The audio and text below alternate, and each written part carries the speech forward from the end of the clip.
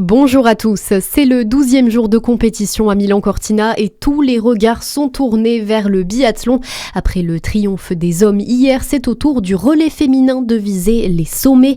À 14h45, Camille Bénet, Lou Jean Monod, Océane Michelon et Julia Simon tenteront de décrocher l'or à Anterselva. D'autres chances de médailles sont d'ailleurs à suivre en ce moment même avec les finales du sprint par équipe en ski de fond et en snowboard. Et c'est une journée qui s'ouvre dans une atmosphère historique après un mardi de légende pour le clan tricolore. En remportant le titre olympique sur le relais masculin, les biathlètes français ont battu leur record absolu avec une 16e médaille aux Jeux d'hiver.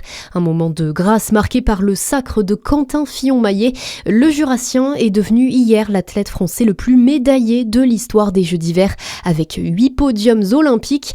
Il reste une course individuelle à Quentin Fillon-Maillet sur ces JO 2026. Une médaille de plus peut-être sur le Mastart.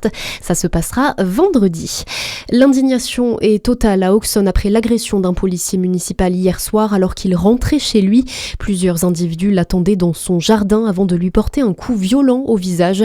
Le maire dénonce une attaque contre la République. Une enquête est en cours alors que la municipalité assure qu'elle ne cédera jamais à la peur. Ce climat de tension sécuritaire plane également sur la campagne des municipales à Dijon et Chenôve. Alors que le député Éric Coquerel est attendu ce soir en Côte d'Or, la vigilance est maximale autour des meetings de la France Insoumise après les récents affrontements violents survenus à Lyon.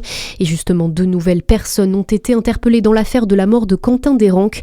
Selon les informations de BFM TV, il s'agit d'un homme entendu en tant que suspect et de sa compagne. Au total, 11 individus ont été arrêtés.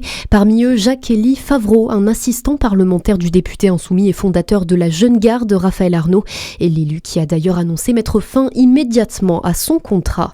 Et puis retour chez nous avec la fin d'un casse-tête pour les vignerons de Saône-et-Loire. Un arrêté préfectoral autorise désormais l'hébergement des vendangeurs sous des toiles de tente, une pratique jusque-là interdite dans le département. Un soulagement donc pour une profession en pleine crise de recrutement. Clémence Lobary. Enfin, c'est le cri du cœur des viticulteurs du département. Jusqu'ici, la situation était ubuesque. Dans le Beaujolais, par exemple, un vigneron côté-Rhône pouvait loger ses saisonniers sous tente, mais son voisin de Saône-et-Loire, lui, n'en avait pas le droit. Cette autorisation valable du 1er août au 15 octobre va donc permettre d'assouplir les conditions d'accueil pour les vendanges à la main.